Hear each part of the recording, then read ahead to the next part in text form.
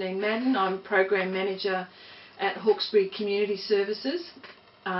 We have a couple of family programs here, Brighter Futures and EIPP. I was very excited about the Inclusive Support Project when Julianne presented it to me. We have tried here, I guess, over the years to engage Aboriginal people and families, and always felt like we were a bit hit and miss with that.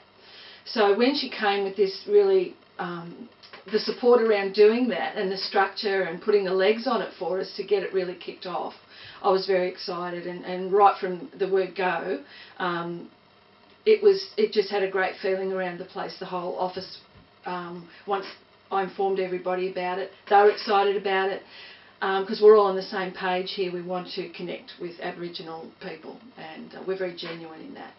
My name is Ini Asemanga. I've been working at Caribbean Neighbourhood Cottage at Constitution Hill. I started off just getting one or two Aboriginal people in the area coming to the cottage with the kids, just attending program, but then developed into a bigger journey where that particular resident started connecting up the rest of the Aboriginal community to the service, in which the children were starting to attend programs, parents were engaging in an adult program, and the positive outcome of that is that I started to see a whole lot of Aboriginal people not only coming from the Parramatta area, but they were connecting up other Aboriginal people from outer area like Holleroyd and even up in Blacktown.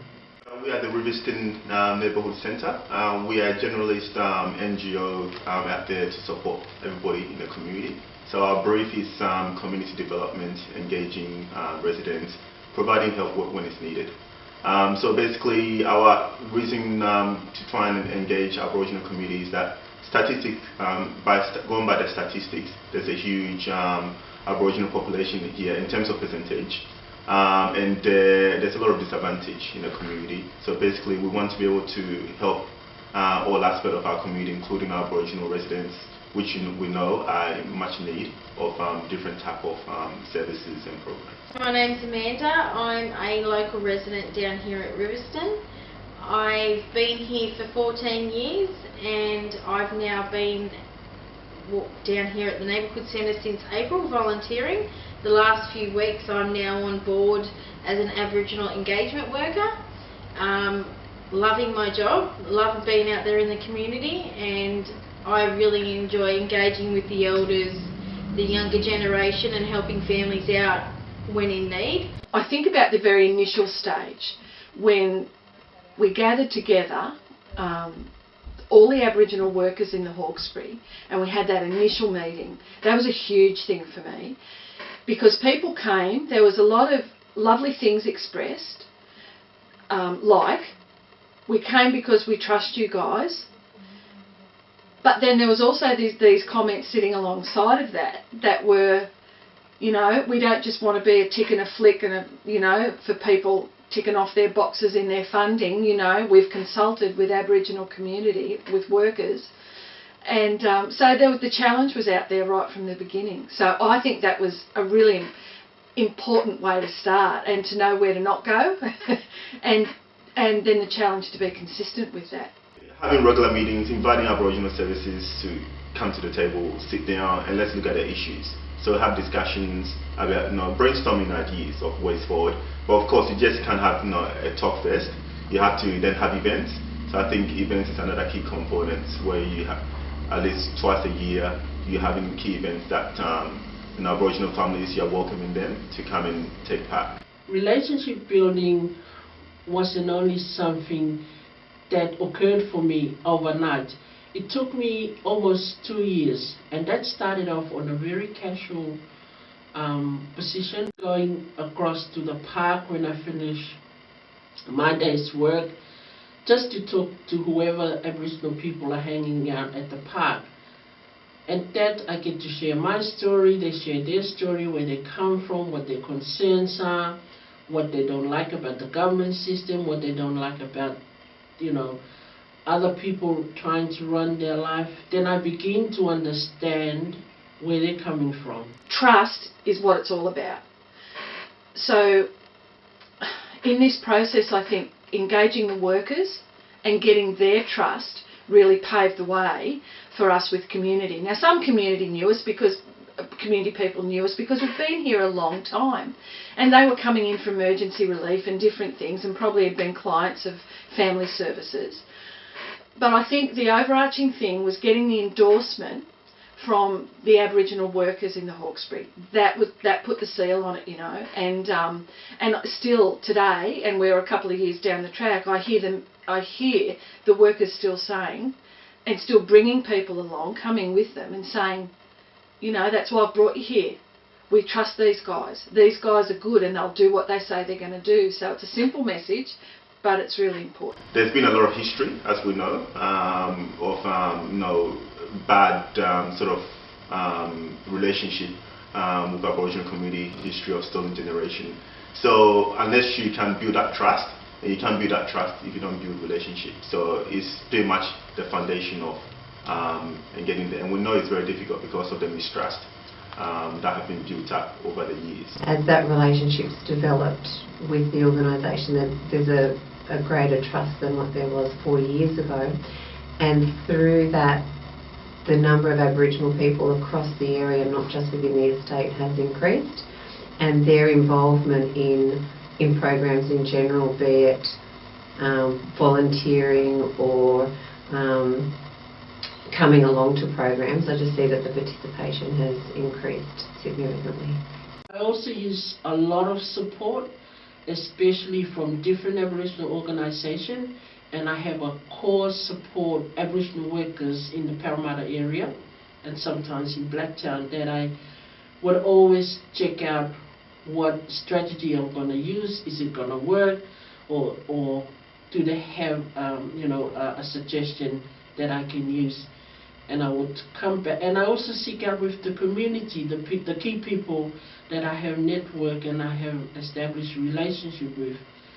All, even though I know the strategy, I still have to have those checks in place to make sure that everything is going to be good. And even other Aboriginal workers through our interagency meetings, you know, I'm having chats to them, and they're telling me stuff. They're telling me about the relationship building. They're telling me about, you know, building the trust, and they're telling me about the consistency. That you have to be consistent in what you do. That you have to always, you know, be having conversations with families.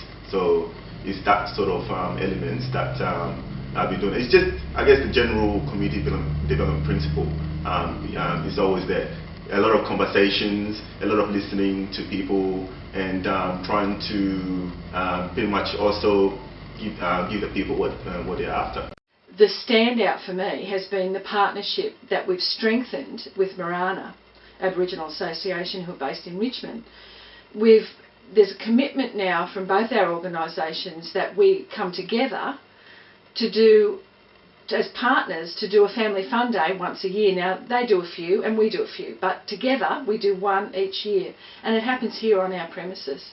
And I get so excited about that, you know, and we share the load, we share the expenses, and we're in the planning together.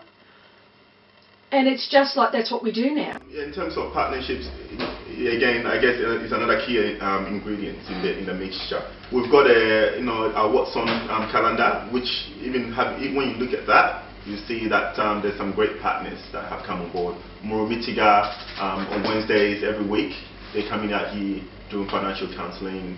We've got pretty much now we've got Marawinjali and Marana working with us on the Kuri Kappa idea. So that's a great partnership that just started about 4 months ago.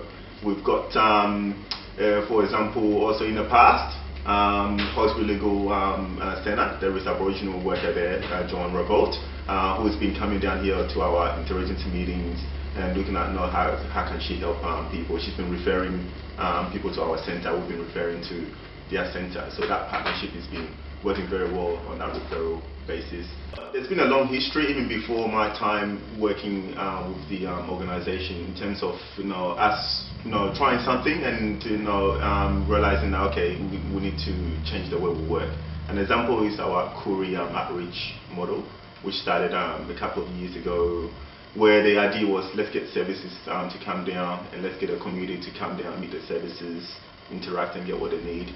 Housing, if a resident has an issue, if they're needing any type of help, come down, meet with us. The idea in theory, but in practicality, we had the services come down, but the residents didn't come down. We're getting 1 and 2. Then services realized, well, if we come down, they're not coming, then maybe there's no point. But then we had residents then coming, but then the services have already dropped off. So through that process, we had a lot of chat. Out of that, we've now got a Kurikapa, which is designed to engage our residents. We've got the calendar, which we talked about through our interagency meetings, about having a calendar that has a list of what is available for our Aboriginal community. So that's us trying to adapt to, we tried something, didn't work, let's try something else. The things that we've changed as a result of this process have been, oh gosh, there's a lot of them. But I guess at lots of different levels. So say we're having a team meeting, we always include something now about Aboriginal clients, or capturing something around Indigenous stuff. I shouldn't say Indigenous because the people in the Hawkesbury tell me they don't like that word. They like to be called Aboriginal. So we're looking at practice things. So it's not just on a surface level of how many say Aboriginal clients have you got, but tell me about the story. How are you engaging with them? The training that you've been to know how to do that, how have you been able to implement that? So I think at that practice level, that's probably been one of the most important things. They don't have to have all the answers, and they know that, and they feel confident in that. They've done the training, and then we reinforce it here. It's on board agenda now, so they're discussing Aboriginal issues. So I think it's happening across the organisation, and more processes have been put in place. Very important that I hold that Aboriginal culture, because for me to do that, I earn their respect. Although throughout the process they will test you to see how much you know, but it is so important that you maintain the understanding that this is Aboriginal people you're working with, and whatever Aboriginal business is, it is for Aboriginal people to change, not for me as a non-Aboriginal worker. What we're trying to do is working with very vulnerable people, people who are struggling to deal with their day-to-day sort of living. So the challenging thing has been how do we engage our residents? I think it requires a bit of a mind shift. Our job is to try and support the day-to-day needs of our families, at the same time as trying to get them to be part of the community and encourage them to seek connections, wider connections in the community. The thing that stands out for me the most is trying to get our meetings here happening, so with our Aboriginal rep, and having some consistency around that. And the challenges are not from people not wanting to be part of it, but just the everyday challenges of, okay, you've got a meeting planned, oh, a couple of people are off sick, oh, they're on holiday, oh, no, that work has changed. So I think just the changes that come have been a real challenge. While I can say it is very challenging, and that's what I've experienced, however, it was a learning journey for me as well. This is why it's so fantastic to have that relationship and that trust, because these are the people, and I started to see, okay, this is a single parent. Yes, they come from this tribe. Now, they've told me their journey, this is their journey. Is it really to do with myself as a worker, or is it really to do with the organisation? Or is their frustration is to the whole system? And often from my experience, it's not really towards the worker, it's not really towards the organisation, but it's more so towards the whole system. One of the achievements that I will have to say that I'm kind of proud of is that our organisation is committed to doing whatever it takes. For example, I brought up to our management that look, the suggestion from our current interagency is look at a traineeship or hiring some worker already management was saying, rather than saying, no, we don't have the money for that, they're like, all right, no, that sounds like a great idea. Let's explore this. So I think the achievement is our willingness to try and explore ideas, to try and work through the challenges. It's the artwork that Vicky Tom did for us, which just touched us so much. I get a bit touched now when I think about it. The heart that she put into that. She got our organisation so well. And she just got that. I didn't tell her anything. I just said to her, would you do an artwork for us? And could it just be about the importance of family? And off she went and did it. And it was just the heart of who we want to be in the community, for all the community. And so I just don't think you can top that. The highlights would be the 4 Aboriginal women at the moment who are trying to complete this certificate-free community services study at Granville TAFE. They did complete, 5 of them completed certificate in community services, 4 went on to TAFE.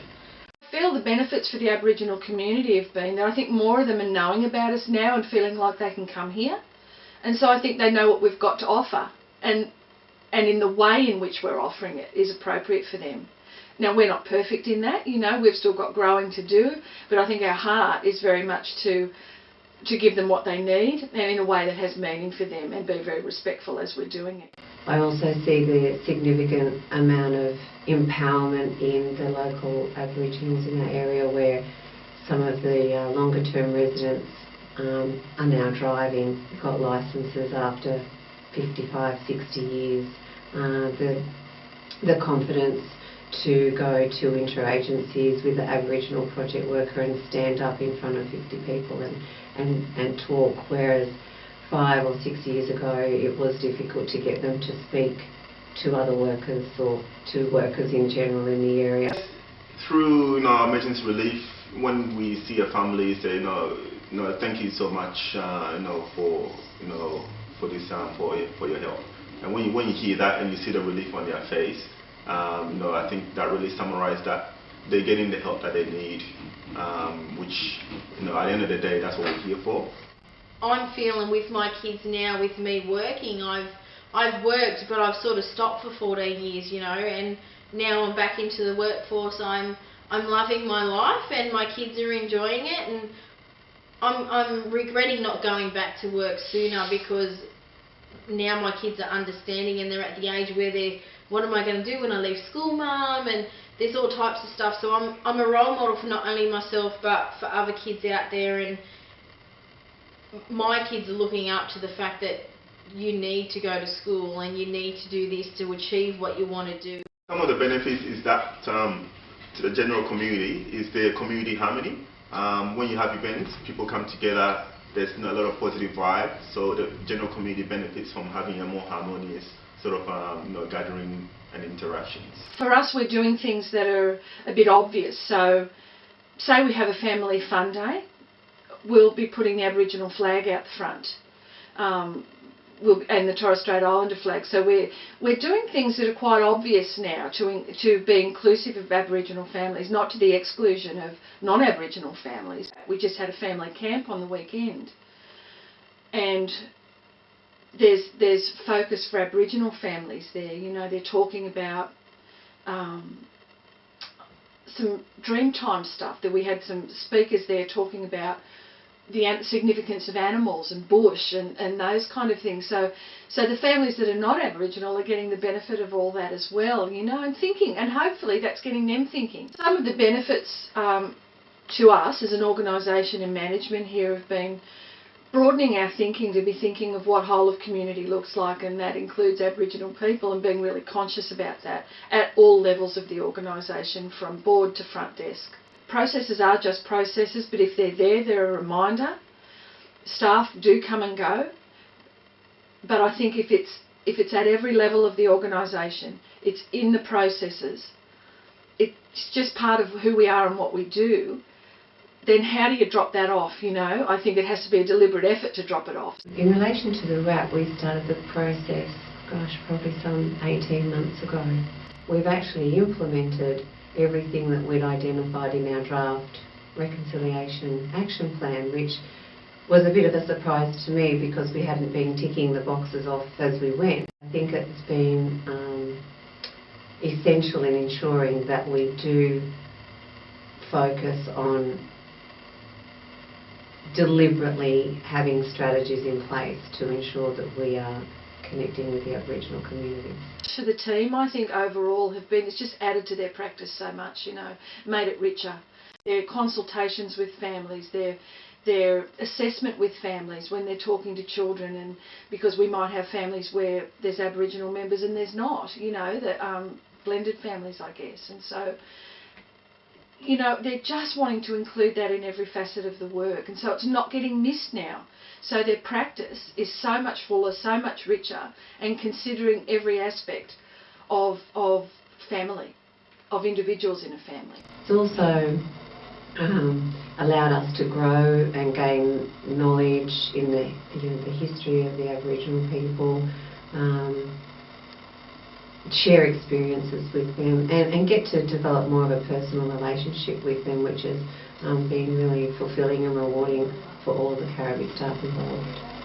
I think training has been another very important thing. I think I mentioned it before in relation to the team, but I guess fleshing it out a little bit, I would say that really for them, the training that they attended that was facilitated by Flick Ryan is a standout for me, because mainly they got the cultural context.